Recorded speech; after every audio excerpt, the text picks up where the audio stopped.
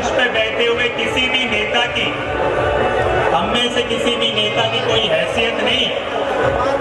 तो मैं किसी व्यक्ति विशेष का नाम ना लेते हुए, क्योंकि सही मायने में सम्मान के पात्र जो है वो आप लोग हैं, जो 3 घंटे से यहाँ पर इस ताकत को दुगना और तिगना करने का काम कर रहे हैं। तो आपका मैं दिल की गहराइयों से धन्यवाद करना चाहूंगा, क्योंकि इस नौजवान साथी का, भाई अभिमन्यु पूनिया का, सही मायने में अगर किसी ने चुनाव को उठाने का काम किया है तो मैं मानता हूं इस हल्के की जनता है, चाहे वो युवा साथी हो, चाहे वो बुजुर्ग हो, चाहे वो माताएं और बहनें हो, अपना कीमती समय देकर एक एक पल का इस्तेमाल कर हर एक गांव के अंदर, हर एक ढाणी के अंदर, हर एक वार्ड के अंदर जा जाकर जो प्रचार करने का काम कर रहे। 5 तारीख को इस भाई को टिकट मिली और पिछले 16 दिनों के अंदर आज जयपुर में चर्चा है इस हल्के की कि आने वाले समय में ये युवा साथी विधानसभा पहुंचने का काम करेगा। तो सही मायने में किसी को इसका श्रेय जाता है तो आप लोगों को जाता है जो इसके साथ कंधे से कंधा मिलाकर उसकी ताकत बनकर खड़े हो। चाहे वो पड़ोस के हरियाणा से मेरे हल्के से जो साथी आए हुए हैं, चाहे वो पंजाब से आए हुए हैं, चाहे राजस्थान के कोने कोने से इसको ताकत देने के लिए आए हुए हैं, सबका दिल की गहराइयों से धन्यवाद करना चाहूंगा। क्योंकि 4 साल पहले मैंने भी इसी तरह का एक चुनाव लड़ा था 2019 में। चुनाव की शुरुआत में सभी साथी कहा करते थे चुनाव नहीं जीतेगा, और चुनाव जब खत्म हुआ तो उसी तरीके से जनता के सहयोग से, आपके उत्साह से 16,000 से ज्यादा की लागत से मैं चुनाव जीतने का काम किया। तो मैं वही कहता हूं, यहाँ पर भी वही इतिहास होगा। अगले 3 दिनों तक इसी तरीके से अपने छोटे भाई और बेटे का उत्साह बढ़ाते रहिए, उसका साथ और सहयोग देते रहिए, और मैं मानता हूं यहाँ पर आप इतिहास रचने का काम करोगे। जो 1 दशक में कांग्रेस पार्टी का उम्मीदवार यहाँ से नहीं जीता, इस बार जीतने का भी काम करेगा, आप जिताने का भी काम करोगे। तो मैं फिर से आप सभी का बहुत बहुत आभार व्यक्त करता हूँ। साथियों, बुजुर्गों, इस चुनाव का एक बहुत बड़ा महत्व है। चुनाव तो 5 राज्यों में हो रहे हैं, छत्तीसगढ़ भी है, मध्य प्रदेश भी है, तेलंगाना, मिजोरम, मगर मैं मानता हूं जो राजस्थान का चुनाव है इसका अपना एक महत्व है। और वो महत्व क्या है?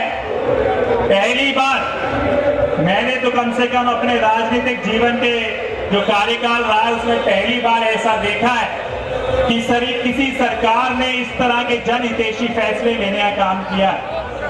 ऐसा हरियाणा में भी हुआ कांग्रेस के राज में, मगर उससे भी 2 कदम आगे बढ़कर कांग्रेस सरकार ने इस प्रदेश में जो काम करके दिखाए हैं, मुझे गिनवाने की आवश्यकता नहीं है। चाहे वो चिरंजीवी योजना हो, चाहे ओपीएस का मामला हो, चाहे सिलेंडर के दाम कम करने की बात हो, या अनेकों परियोजना आपके बीच में लेकर आए। कहीं पर चले जाइए, मुझे कांग्रेस पार्टी ने नागौर लोकसभा का प्रभारी बनाया था, मैं नागौर से आ रहा हूं, आज वहां पर भी यही चर्चा है कि पहली बार सरकार की कोई खिलाफत नहीं है। पहली बार कह रहे हैं कि इस सरकार ने जो काम किए हैं, चाहे भाजपा का कार्यकर्ता क्यों ना हो, वो भी अगर उससे व्यक्तिगत रूप से बात करें तो कहते हैं जी काम तो बढ़िया हुए हैं। तो मैं यही कहूंगा, इस चुनाव की अहमियत क्या है आपको समझने की आवश्यकता है।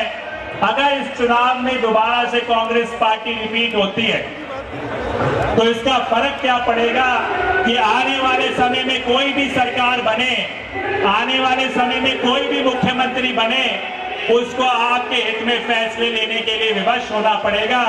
आगे आने वाली नीतियों को आप चलाने का काम करोगे।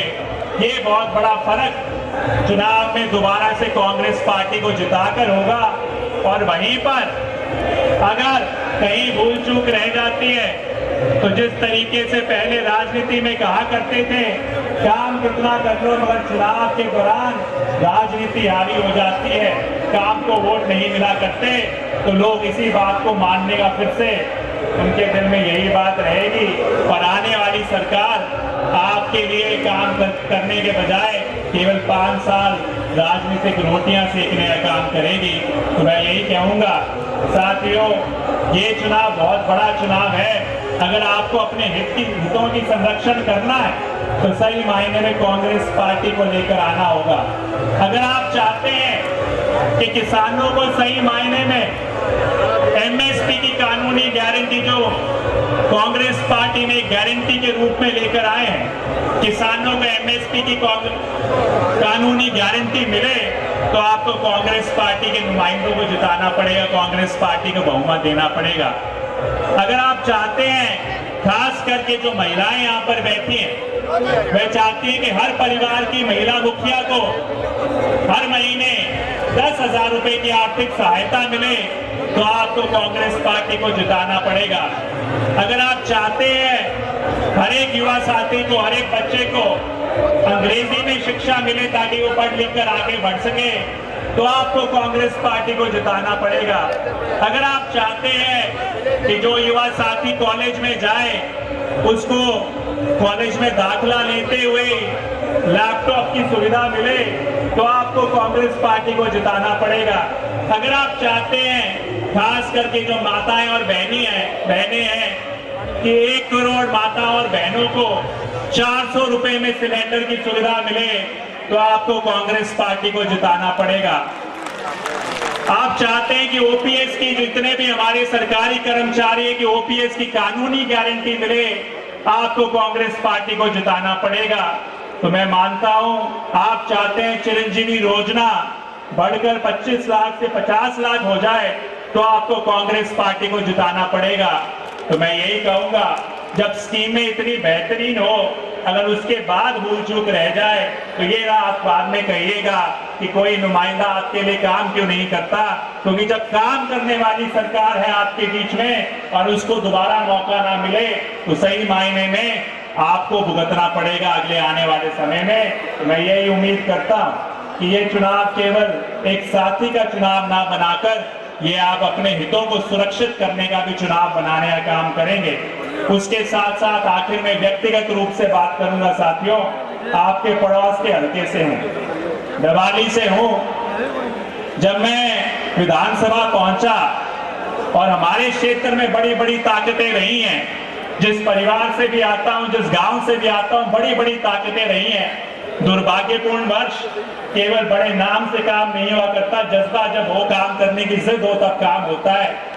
मैं विपक्ष का विधायक हूं और मुझे कहा करते थे विपक्ष में काम नहीं हुआ करते, तो आप दवाली जाकर देख सकते हैं आपकी और हमारी समस्या एक सबसे बड़ी समस्या, बिल्कुल एक जो दोनों हलकों के अंदर समस्या है वो नशे की समस्या है।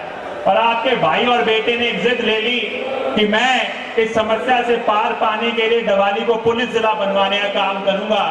3 साल तक लगातार दवाली के अंदर इसकी लड़ाई लड़ता रहा, विधानसभा में लड़ाई लड़ता रहा और पूरे दवाली क्या पूरे के पूरे हरियाणा में अगर कोई क्षेत्र पुलिस जिला बना, आज वहां पर एसपी बैठते हैं दवाली में, क्योंकि आपके भाई और बेटे ने विपक्ष में होने के बावजूद इसकी लड़ाई लड़ने का काम किया।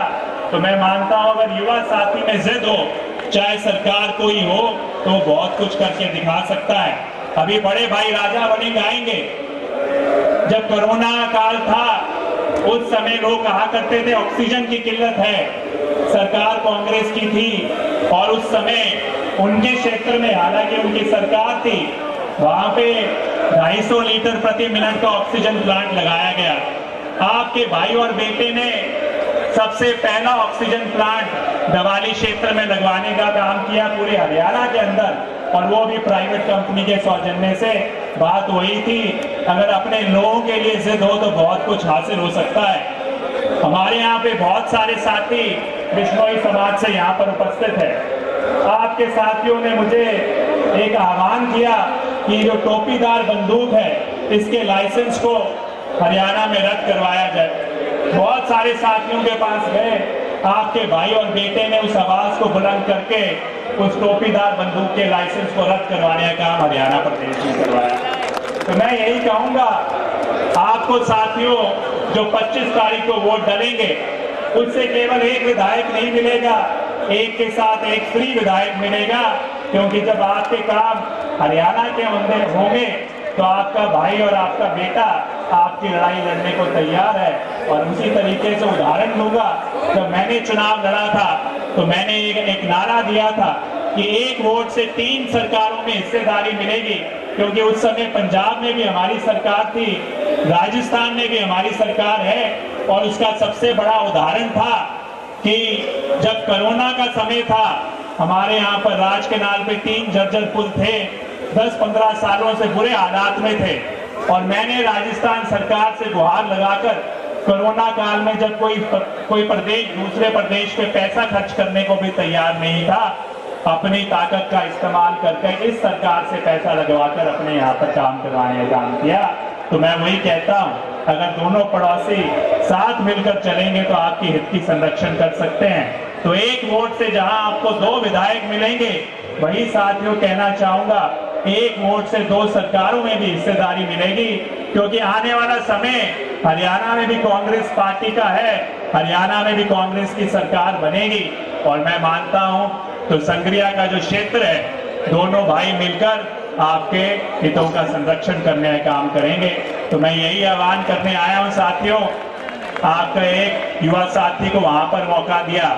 मैं भी युवा कांग्रेस का प्रदेश अध्यक्ष था और आज विधानसभा में कुछ समय पहले सर्वश्रेष्ठ विधायक का चुनने का काम किया, क्योंकि आपके हितों की लड़ाई लड़ता रहा। उसी तरीके से मैं मानता हूँ भाई अभिमन्यु पूनिया में भी उसी तरह की क्षमता, उसी तरह का जज्बा है। मेरी उम्मीद यही है, बाकियों की बातों में ना आकर युवा साथी को एक बार मौका देने का काम आप सभी लोग करेंगे, और जरूर वो आपकी आशा और आकांक्षाओं पे खड़ा उतरने का काम करेगा। मैं धन्यवाद करूंगा कि जिस गर्म जोशी से आप सभी ने धैर्य के साथ मेरी बात सुनी, और इसी तरीके से मिलते हुए 25 तारीख तक इस जज्बे को कायम रखें, और जरूर जीत आपके विधायक की होगी। आप विधायक चुनकर यहाँ से भेजेंगे और कांग्रेस पार्टी की सरकार बनेगी। सभी का बहुत बहुत धन्यवाद। जय हिंद, जय भारत।